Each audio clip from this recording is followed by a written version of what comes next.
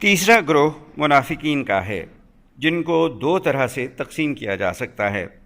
Number 1 شعوری منافق، number 2 غیر شعوری یا ارادے کی کمزوری والے منافق۔ یہ اقرار باللسان تو کرتے ہیں مگر تصدیق بالقلب نہیں کرتے۔ اگر انسان کا کامل ایمان اللہ اور یوم آخرت پر ہو تو پھر انسان رسول اللہ صلی اللہ علیہ وآلہ وسلم کی ذات کو پا لیتا ہے اور ہدایت یافتہ بن جاتا ہے، ورنہ اندھیرا ہی اندھیرا، ایک کے بعد دوسری پگ ڈنڈی، کیونکہ یہ لوگ اندر سے دنیا دار اور موقع پرست جبکہ ظاہری طور پر مومن نظر آتے ہیں، اس لیے دنیا میں ذلیل اور آخرت میں بھی رسوا ہوں گے اور جہنم کی تہہ میں ان کا ٹھکانہ ہوگا۔ بعض لوگ کہتے ہیں کہ ہم اللہ پر اور آخرت پر ایمان رکھتے ہیں، لیکن در حقیقت وہ مومن نہیں، کیونکہ وہ یقین نہیں رکھتے۔ وہ اس طرح اللہ تعالیٰ اور ایمان والوں کو دھوکہ دیتے ہیں کیونکہ وہ اندر سے دنیا دار، موقع پرست، اپنے آپ کو سمارٹ پلیئر سمجھتے ہیں، اس لیے اصل میں وہ اپنے آپ کو دھوکہ دے رہے ہیں مگر شعور نہیں رکھتے، یعنی دنیا اور آخرت میں ذلیل و رسوا، اور مومن ہر حال میں دنیا اور آخرت میں کامیاب رہتا ہے۔ اصل مرض قلب، ان کے دلوں میں نفاق، شک و شبہ کا، دنیا داری کا، یعنی غلط تعویلات دے کر حق بات سے رک جانے کا مرض ہے۔ پھر اللہ نے ان کا مرض مزید بڑھا دیا ہے۔ ان کے جھوٹ دل میں کچھ اور کفار اپنے دوستوں، اپنے علماء کے ساتھ کچھ، ایمان والوں کے سامنے کچھ اور ہیں، جس کی وجہ سے ان کے لیے دردناک عذاب ہے۔ یہ لوگ نفاق کی وجہ سے لوگوں میں شک و شبہ اور فساد برپا کرتے ہیں اور حق سے دور کرتے ہیں، اور جب ان سے کہا جاتا ہے کہ زمین میں فساد برپا نہ کرو تو جواب دیتے ہیں کہ ہم تو اصلاح کرنے والے ہیں۔ خوب سن لو، حقیقتاً یہی لوگ فساد کرنے والے ہیں لیکن شعور نہیں رکھتے۔ یہ ایمان کا لبادہ اوڑھ کر اپنے مفادات، دنیا پرستی کی حفاظت اور طاغوت کے نظام کی چاکری کرتے ہیں اور سمجھتے ہیں کہ ہم دنیا اور آخرت دونوں کو بچا لیں گے۔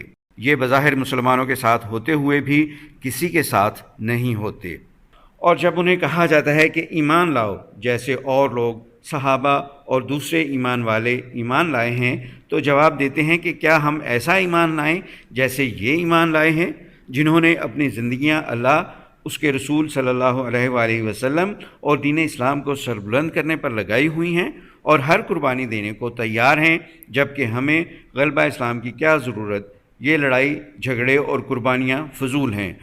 خوب سن لو، حقیقتاً یہی لوگ احمق ہیں لیکن جانتے نہیں، اور جب ایمان والوں سے ملتے ہیں تو کہتے ہیں کہ ہم بھی ایمان لے آئے ہیں، اور جب علیحدگی میں اپنے شیطانوں، کافروں سے، علماء یہود یا دوسرے منافقین سے ملتے ہیں تو کہہ دیتے ہیں کہ حقیقتاً تو ہم تمہارے ساتھ ہیں۔ ان ایمان والوں سے تو ہم محض مذاق کرتے ہیں کہ ہم صاحب ایمان اور تمہارے بھائی ہیں۔ اللہ تعالیٰ بھی ان سے مذاق کرتا ہے اور انہیں ان کی سرکشی اور بہکاوے میں بڑھاوا اور ترقی دیتا ہے۔ کنکلوژن، یہی لوگ ہیں جنہوں نے گمراہی کو ہدایت کے بدلے میں خرید لیا، پس نہ تو ان کی تجارت اپنے یعنی جان و مال کو بچا کر مذہبی دنیاوی فوائد حاصل کر سکے اور نہ ہی اخروی کامیابی ملی۔ کافر الگ سے ان پر شک کرتے ہیں اور نہ ہی یہ ہدایت والے ہیں۔ شعوری منافق، یہ وہ لوگ ہیں جو ایمان تو لے آئے اور انہیں اسلام کی سچائی کا بھی علم ہو گیا، مگر ان کے دلوں میں تکبر، بغض، مفادات، حسد کی وجہ سے کفر بھرا ہوا ہے۔ اوپر سے ایمانداری کا ڈھونگ رچاتے ہیں مگر دل سے انکاری ہیں، یعنی اقرار باللسان تو کرتے ہیں مگر تصدیق بالقلب نہیں کرتے۔ ان کی مثال یوں دی گئی ہے کہ ایک شخص نے اندھیرے میں آگ جلائی، جب اس آگ نے سارے ماحول کو روشن کر دیا تو عین اس وقت اللہ نے ان کی آنکھوں کے نور کو سلب کر لیا اور انہیں پھر سے اندھیروں میں چھوڑ دیا کہ وہ کچھ بھی دیکھ نہ سکیں۔ اس کا مطلب یہ ہے کہ ہدایت کی روشنی ان کے سامنے ہے مگر اپنی منافقت کی وجہ سے نہ اس کو دیکھ سکتے ہیں نہ سمجھ سکتے ہیں۔ ایسے انسان کے اندر اور باہر اندھیرا ہے، بظاہر ایمان لایا مگر دل سے کفر اور شرک کو نہ نکال سکا۔ اپنی منافقت کی وجہ سے اسے ایمان کی روشنی نظر نہیں آتی اور اللہ نے نور دکھایا مگر اسے اندھا کر دیا۔ اندھے سے مراد یہ کہ اسے راہ ہدایت یا ہدایت کی روشنی نظر نہیں آتی۔ فائنل ورڈکٹ: یہ لوگ بہرے، گونگے اور اندھے ہیں۔ یہ وہ مقام ہے جہاں سے خیر کی جانب واپسی ممکن نہیں۔